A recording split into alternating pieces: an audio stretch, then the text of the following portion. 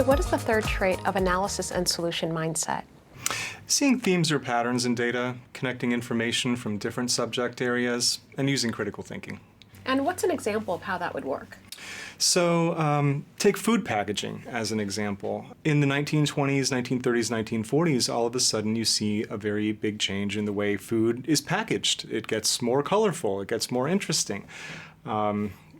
You know, if you didn't make connections, then that might be a mystery. But if you take a look at other dynamics happening at that same time, you see that the way people shopped for groceries fundamentally changed. People used to go down the street to a local grocer and wait at the front of the store while the grocer picked up their food for them. So there was no particular need for fancy packaging. The grocer already knew where the food was. In the 1920s, 1930s, 1940s, you started to see supermarkets show up. And that was people's first real opportunity to walk through the aisles and see the food for the first time. So food manufacturers had a pretty clear incentive to make the food look as attractive as humanly possible. All of a sudden you see that there are colorful boxes, there are cartoon characters on cereal boxes, that kids' cereal is down where the kids can actually reach it, so on and so forth. So that's a really good example of taking two different data sets and making a connection between them to locate the actual cause for a phenomenon. So two pieces of information that seem to be completely disconnected can actually be informing one another? Absolutely. And Linnea, do you have any experience with this?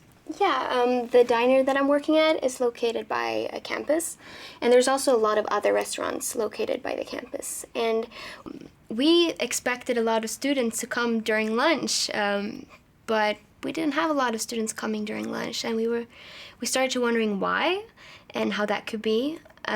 So we sat down and started looking at our menu, because we knew the other restaurants' menus, they were pretty cheap and everything, but ours were pretty expensive. And we started thinking that maybe there's some connections between those two things. And we actually decided to change our lunch menu. And we changed it to a much cheaper price, also healthier food, almost like a home-cooked meal kind of thing. So we got a lot of more students coming in during lunch after that. And it's kind of like a win-win, because the cafe got more students and the students got cheaper, healthier food. Yeah, that's a really great example of making connections.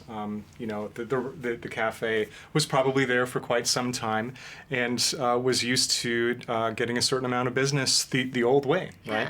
Yeah. But you came along and you started to make connections. You could have perceived the dip in clientele as merely a matter of bad luck or temporary or something like that, but you actively looked into your context and saw, oh wait, things have changed. Prices are now lower. We have competition. And that gave you an opportunity to find a solution. Really great insight.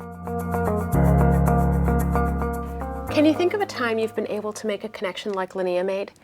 It should be a situation where you were able to see the relationship between two different sets of information. Now partner up and exchange stories.